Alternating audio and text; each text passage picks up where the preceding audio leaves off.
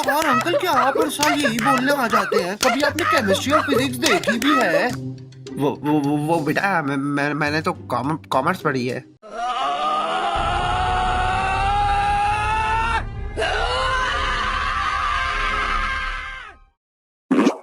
मार्च का महीना आ गया है और पिछले सालों में तो यही टाइम होता था बोर्ड एग्जाम्स का, मगर इस साल कुछ कह नहीं सकते हैं क्योंकि ये साल थोड़ा एबनॉर्मल चल रहा है ना। खैर, हम में से ऐसे बहुत से बच्चे होते हैं जो बोर्ड एग्जाम से 2 महीने पहले अपने सारे मोबाइल और गैजेट्स वगैरह अपने अम्मा अब्बा को रखवाने के बाद ये सोचते हैं कि इस साल तो फुल दबा कर पढ़ना है और बोर्ड्स में टॉप मारना है। मगर ये मोटिवेशन कुछ घंटों से ज्यादा लास्ट नहीं करती है और फाइनली हम लोग अपना अगला 1-1.5 महीना बर्बाद करने के बाद पढ़ाई शुरू करते हैं। मगर सही के लेजेंड तो वो लोग होते हैं जो आखिर के 10 दिन में पढ़कर भी अपना पेपर पास कर लेते हैं। ओए यार, मैं तो पेपरों में फेल हो गया। कितने टाइम पहले पढ़ना स्टार्ट किया था तुमने? ओए यार, तेरे ही बोलने पे 10 दिन पहले स्टार्ट किया था मैंने। प्रैंक हो गया आपके साथ। ओए यार, अगर तूने अभी तक लाइक और सब्सक्राइब नहीं किया है ना, तो तुम मेरी तरह क्यूट नहीं हो। खैर, जब हमारा बोर्ड्स का टाइम शुरू होता है तो हमें एक ऐसे अंकल जरूर मिलते हैं जिनकी तरफ से हर साल की 1-2 दफा की मोटिवेशन की डोज बंधी हुई होती है और कभी कभी तो ये हमें रैंडमली भी पकड़ लेते हैं। और बेटा, किस क्लास में हो? अंकल, अभी तो मैं 9th क्लास में हूँ। बेटा, बस यही 2 साल है, बस यही 2 साल मेहनत कर लो, फिर तो आगे मजे ही मजे हैं। फिर जब बड़ी मुश्किलों के बाद हम लोग अपना 9 और मैट्रिक का बोर्ड एग्जाम्स पास कर लेते हैं तो वही अंकल हमें दोबारा मिलते हैं और एज यूजुअल अपनी मोटिवेशन की डोज देते हैं। बेटा, अब कौन सी क्लास में आ गए हो? अंकल, अभी तो मैं 11th में आ गया हूँ। बेटा, बस यही 2 साल। ओए यार अंकल, क्या आप हर साल यही बोलने आ जाते हैं? कभी आपने केमिस्ट्री और फिजिक्स देखी भी है? वो बेटा, मैंने तो कॉमर्स पढ़ी है। फिर जब हम यूनिवर्सिटी में आते हैं तो यही अंकल हमें बोलते हैं कि बेटा बस आगे के 4-5 साल ही और मेहनत करनी है, फिर तो आगे मजे ही मजे हैं। और इनकी ये मोटिवेशन की चेन कंटिन्यू रहती है मोहल्ले के अलग अलग लड़कों पर। मगर यही अंकल जब मोहल्ले की लड़कियों से मिलते हैं तो भाई इनका तो सीन ही कोई डिफरेंट होता है। और बेटा, शादी कब कर रही हो? नहीं अंकल, अभी तो मैं पढ़ाई कर रही हूँ। बेटा, ये पढ़ाई में कुछ नहीं रखा है।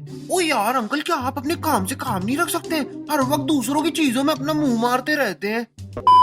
तो ये कहानी बेसिकली मेरे 11th के बोर्ड एग्जाम्स में फिजिक्स के पेपर की है। अब मोस्टली बच्चों की फिजिक्स से हालत खराब होती थी क्योंकि इसमें बहुत सारे न्यूमेरिकल्स और डेरिवेशंस होते हैं जिनका आगे जाके आपकी जिंदगी में कोई काम नहीं है। यानी यार, आप खुद सोचो, अगर कोई बंदा बिल्डिंग से छलांग मार रहा होगा तो मैं नीचे खड़ा होकर प्रोजेक्टाइल मोशन की डेरिवेशन लगाकर ये थोड़ी ना सोचूंगा कि ये बंदा छलांग मारकर कहाँ पर गिरेगा।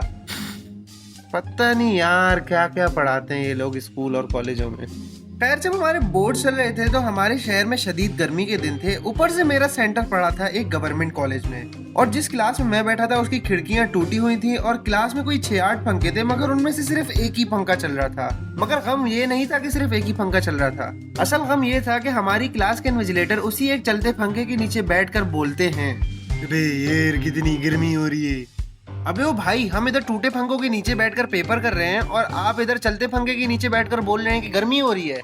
बोलना तो मुझे ऐसा ही कुछ था, बट बोल नहीं सकता था क्योंकि अगर मैं ऐसा बोल देता तो वो सर उधर ही मुझे गुत्तियां कराकर क्लास से निकाल दे और पेपर अलग कैंसिल कर देते। फिर क्या होना था, मैंने सर को कोई बड़ी ही गंदी नजरों से देखा और अपना पेपर करना स्टार्ट किया। अब जब मैंने पेपर देखा तो मुझे मालूम था कि अब मेरे लस्सन लग चुके हैं क्योंकि शॉर्ट में ज्यादातर न्यूमेरिकल्स आए थे और न्यूमेरिकल्स की मैंने कोई इतनी खास प्रैक्टिस नहीं की थी। तो इस वजह से मैंने शॉर्ट के सेक्शन को छोड़कर पहले लॉन्ग अटेम्प्ट करने की ट्राई मारी और सोचा कि कोई नहीं यार, थोड़ा टाइम गुजर जाएगा, एंड में शॉर्ट करूंगा और शायद हमारे सर को तरस आ जाए और थोड़ा बहुत इधर उधर से देख कर करने की इजाजत भी दे देंगे।